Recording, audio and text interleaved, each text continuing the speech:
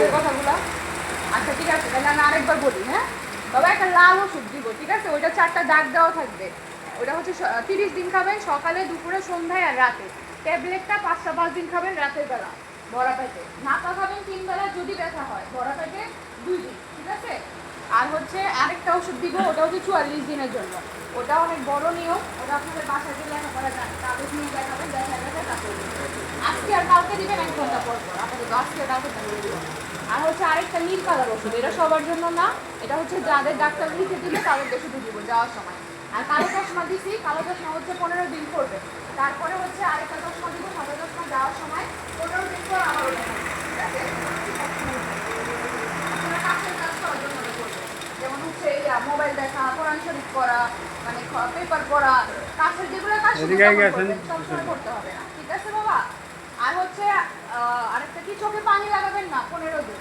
আমরা জ্বর আসলে যেভাবে গোসল করি ওইভাবে গোসল করবেন। পানি ফুটাবেন, ঠান্ডা করবেন, ভিজাবেন, কাপড় ভিজাইয়া তারপরে ওটা পরিষ্কার কাপড় দিয়ে মুছবেন। অবশ্যই পরিষ্কার কাপড় দিয়ে মুছবেন, ঠিক আছে? চোখ। আর হচ্ছে আরেকটা ড্রপ দেওয়ার 5 মিনিট পর আরেকটা ড্রপ দিবেন। যেসব খাবারে আপনাদের চুলকানি ওইগুলো বাদে সব খেতে পারবেন।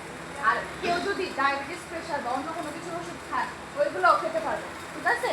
মানে এইগুলোর সাথে ওইগুলোর কোনো সম্পর্ক নেই, ওইগুলো খেতে পারবে। আর তো বাবা কোনো প্রশ্ন আছে কারো? সব কাগজে লেখা থাকবে, ঠিক আছে?